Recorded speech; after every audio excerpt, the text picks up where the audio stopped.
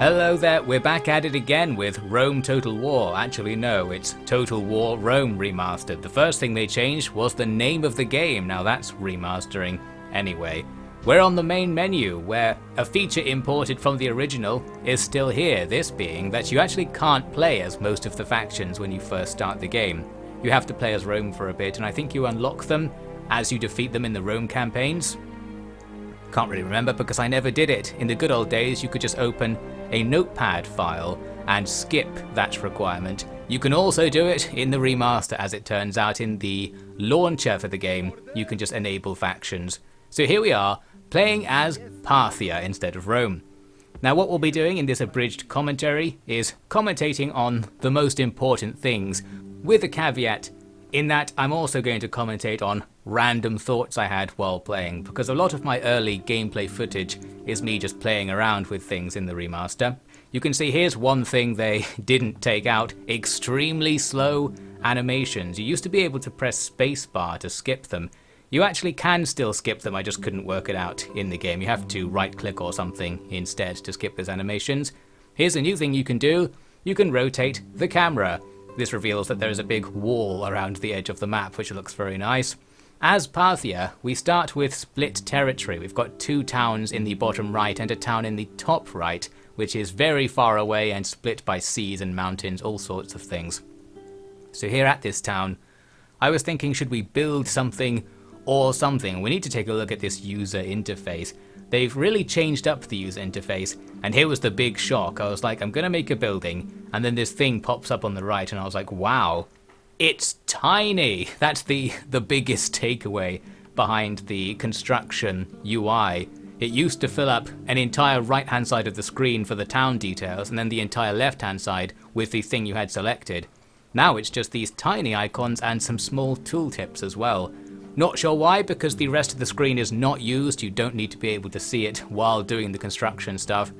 A bit of a UI blunder, and I think this remaster is actually packed with UI blunders. They've completely changed everything, but it doesn't make it any better, and in some cases I would argue it's significantly worse. I'm not quite sure, but I think I also struggled to select my units. Maybe it's changed so that if you have the building menu selected and then you click on the flag of units inside a town, it selects the town instead of the units. I think there was some change between the old version and the new version that threw me off in some way, so I ended up selecting my guys through the army list in a weird fashion. Anyway, as for this corner, I put a watchtower up just to see what it looked like. There it is, it's very big. We actually can't leave this area because public order is very poor, so we're just going to sit around in this corner and mainly focus on our other territory. We'll come back to that corner maybe one day. Ideally, we need to replace those horse archers with peasants in the garrison to make the upkeep cheaper. Here's our main location, where I was a little bit confused here by this number 2 that kept appearing, but it dawned on me it probably means there are two armies next to each other. Not sure why this brings up the number 2. Maybe it's because, as I strongly suspect, many aspects of this game are ported not from the original but from the mobile port of Rome Total War, or the iPad version or something, so certain accessibility features designed for use on a very small screen are present. You might notice sometimes buttons are very big, but on the other hand, sometimes things are very small, like the unit cards and the building selection buttons and the tooltips and such. A strange mix. Anyway, what we're going to do is put an army together and walk off to conquer something. There's another look at those tiny unit cards. If I want to recruit something here, I'm clicking on these 5 by 10 pixel images or something.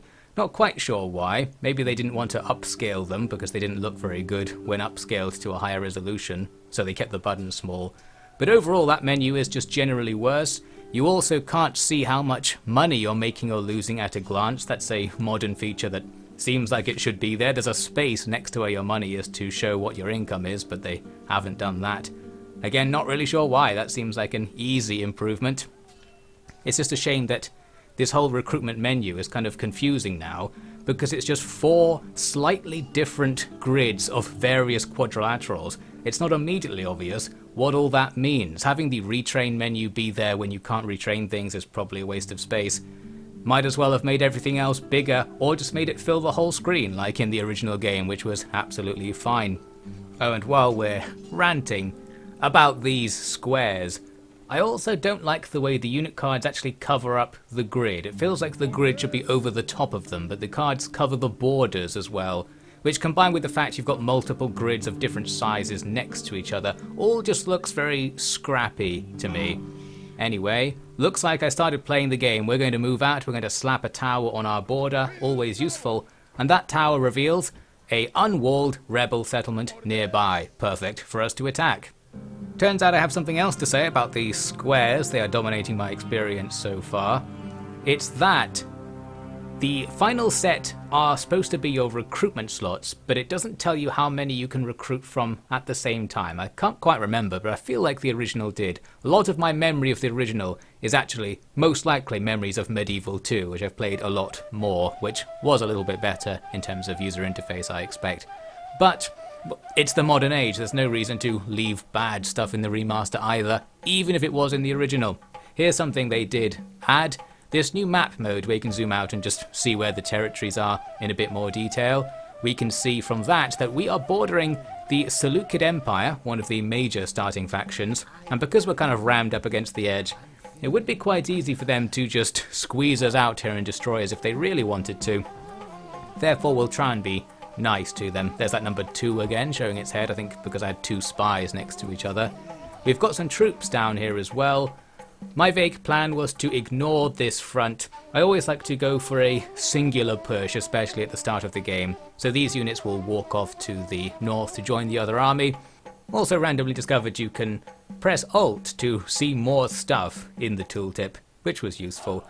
The main thing it's still lacking though is a straight up number that just tells you what your turnly income is minus troop upkeep. Because the numbers include money spent on buildings, which isn't recurring, it does become difficult to work out whether you can recruit more units and still be financially stable if you weren't to make any more buildings, which is what I usually want to know.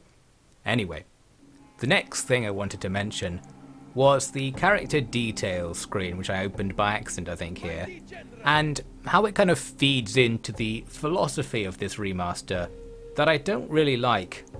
Because while this is a functional screen, it's worse than the original one. It has much less artistry. The one advantage it has is it has the explanations of the traits on the screen instead of being in tooltips, as I think they were last time. A couple of the other bits as well, I think have more functionality than the original, but things like replacing the pictorial graph with a bar graph for a 10-point scale is a bit of a waste of time, and it just looks a bit worse. It's kind of like the overall graphic design of the user interface seems to have gone back a step. One of the reasons is actually most likely because it has inconsistent fonts and inconsistent levels of boldness on the use of text in all the different boxes all over these UI things. So it's kind of amateurish. It feels like it's very default or something, like they haven't gone through and sort of worked out how it's supposed to look. This is actually the early access version of the game, but it's like a week before it comes out, and they did say it's highly representative of the finished product, so while they could still come in and change the fonts or something, probably wouldn't be too hard. I just think the fonts aren't very good, and for some reason I care about that. It just gives an impression of low quality because you're seeing stuff like this all the time. You also can't quick save before a battle, so we instead have to go into a manual save, and that save interface is an example of user interface elements that are way bigger than everything else and look like maybe they were ported from the iPad version or something like that. I mention that because the developer that made this remaster also made the iPad version of Rome Remastered, so I suspect it would be easy for them to do some sneaky porting. More examples of the shadows behind the text being different sizes on different lines of the text if you look really closely, which I am on a PC monitor. This outrages me, not because it matters, but because it just looks cheap, and I wanted this to be good. They did keep the pre-battle speeches at the very least, although one thing that they don't have is a reaction to the speech. The guy gives his speech, everybody's completely silent, absolutely no hype for this battle. Oh well, let's just do it anyway. The main thing that's actually been changed in this remaster is the battle system, and this is the best thing they've changed. It's inherited the far superior modern control schemes and camera controls and just camera abilities in general. It's much easier to just move around, to move in formation, to set formations, and just generally do what you want compared to the original and Medieval 2, which is very much appreciated. As for this battle, well, it's just a few guys in a village here. We want to use our horse archers and slingers to outshoot them because they have one unit of archers, we've got a few ranged units, and we'd rather do that than just charge on in because they do have spears and we're pretty much all cavalry here. Also, their archers are stuck inside another unit, and that will block the line of sight of a lot of their models, meaning they're not shooting back at us very much. We can shoot a lot at them, and shots that aren't hitting the archers might hit the other guys as well. Overall, the perfect situation to just sit back and grab some kills. Another UI setback we can look at here is the tooltips on enemies. I feel like there used to be more information in them, or they looked better or something.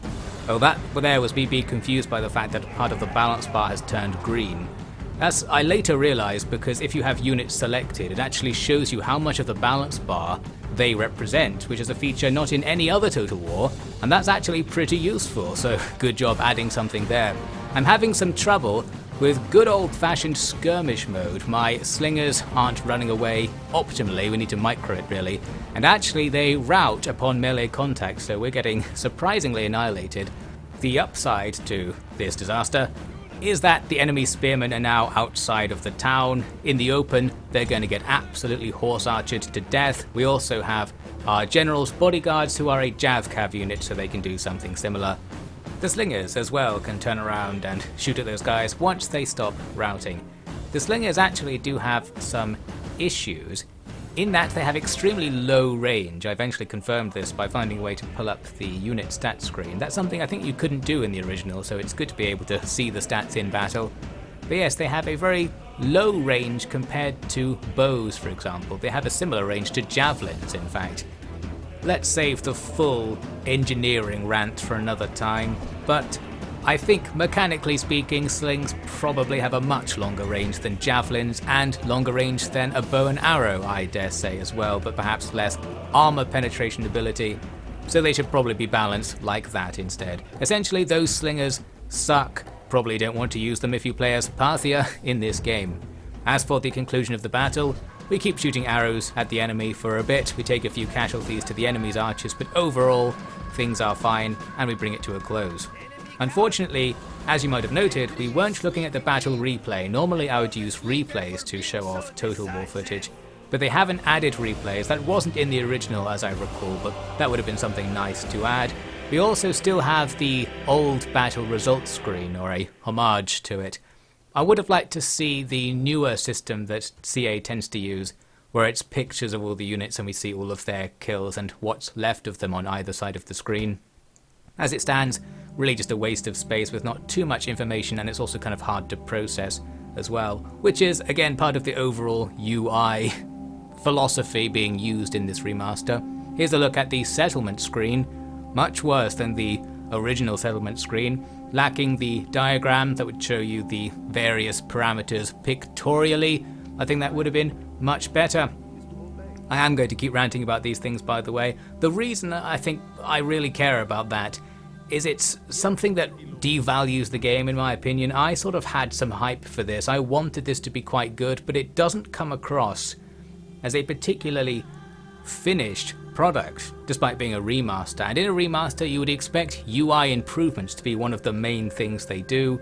We've just got a UI that's different. It's not improved, it's just more Spartan and functional. And the thing is, you have to pay money for this game, and it costs I think the same amount as say Shogun 2, which has an extremely good UI with plenty of artistry.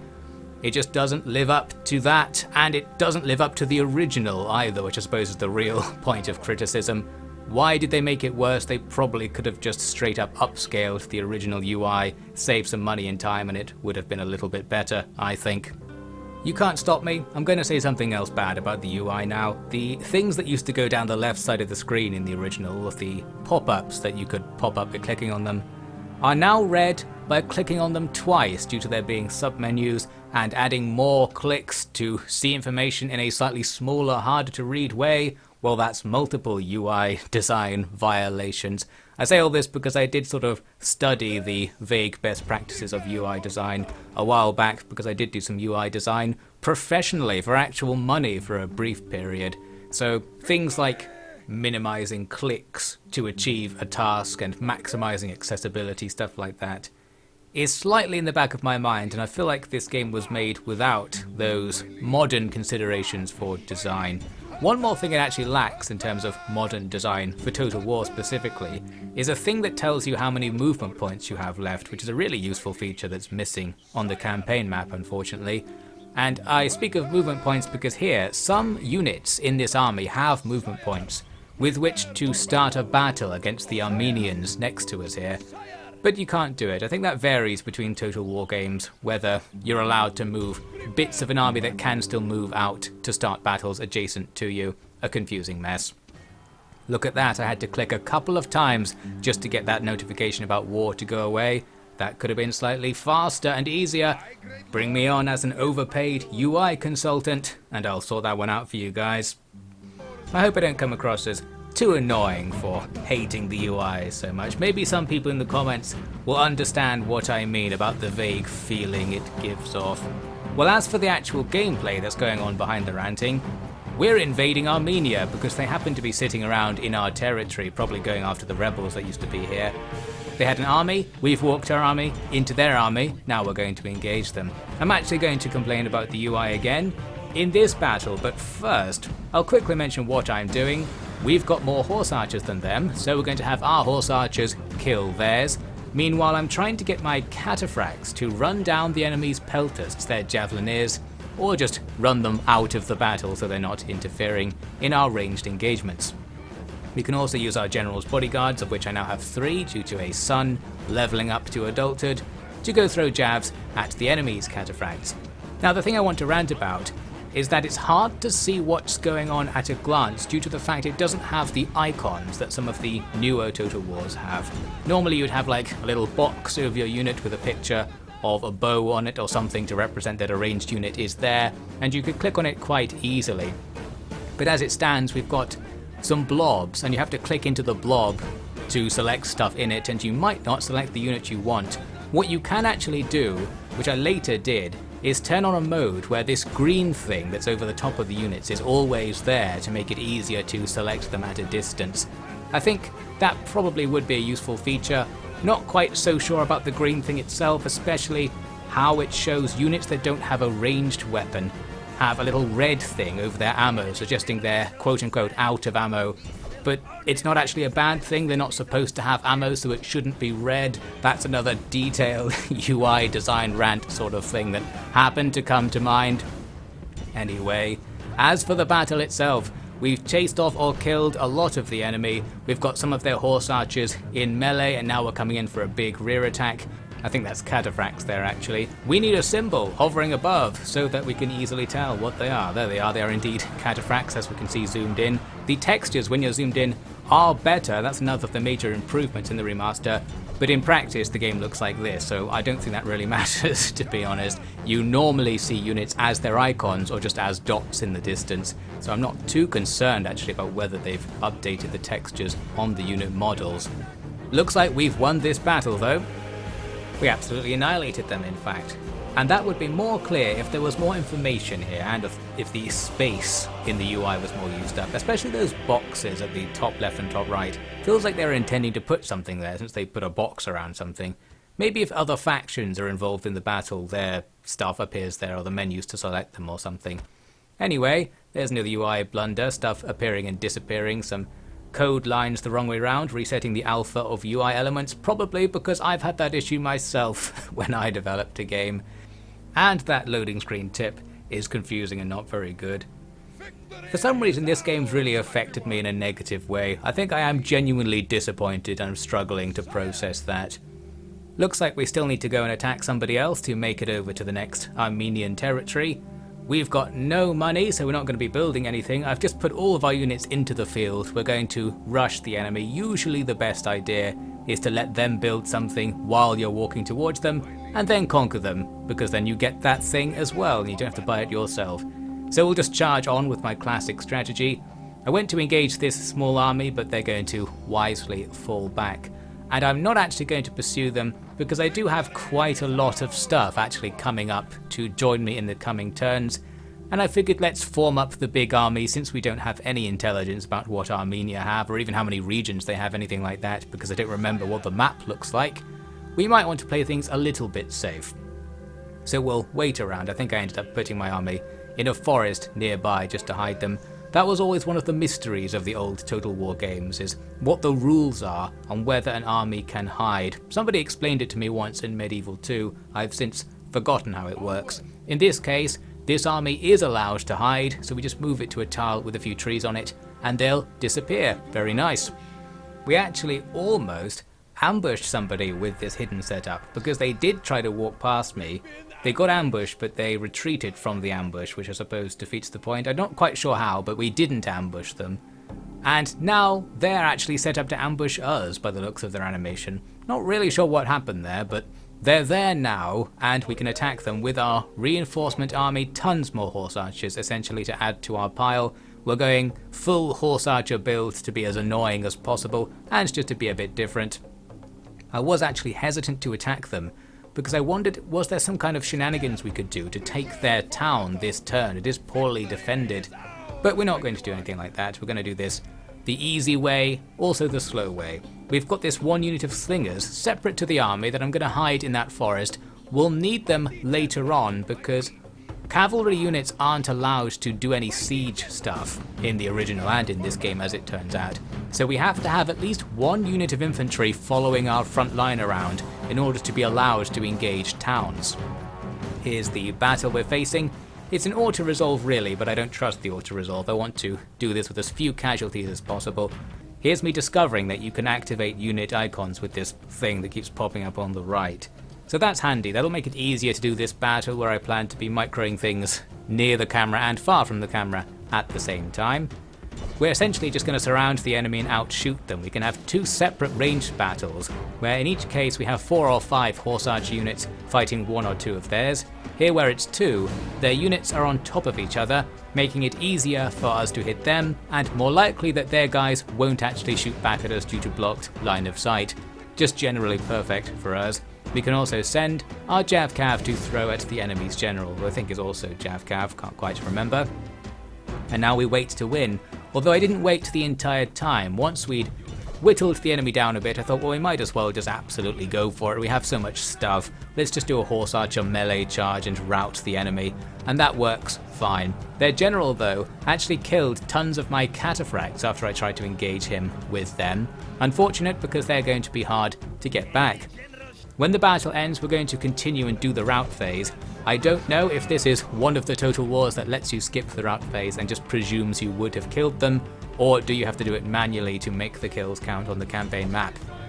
It changes game to game, and early on in the campaign, it's too risky to experiment by finding out, so we're just going to do things the safe and slow way. Here is the campaign result. We now have free access to their territory. We'll be going for that town next. Looks like there is another army standing nearby, but our pile of horse archers is bigger, so unless they have a lot more stuff nearby, we should be fine. We'll be finding out in the next part of this abridged commentary, which probably won't talk about the UI much more. I think we've seen everything in the UI now, so hopefully I've got it all out of my system. I'm sure there'll be something else that pops up and annoys me. And maybe it will even improve by the time I come to do the gameplay for the next part. Since we're so close to release, it's likely going to be patched on release day at the very least. We'll see. Thanks for watching the first part of this Parthia campaign. It was actually a Parthia campaign, believe it or not, and will probably become more of one as we go forward. I hope you've enjoyed my vague impressions of the game at the very least while I was here and while it's close to release. Maybe it's given you a better idea of what this game is going to be like upon release. I'll see you next time.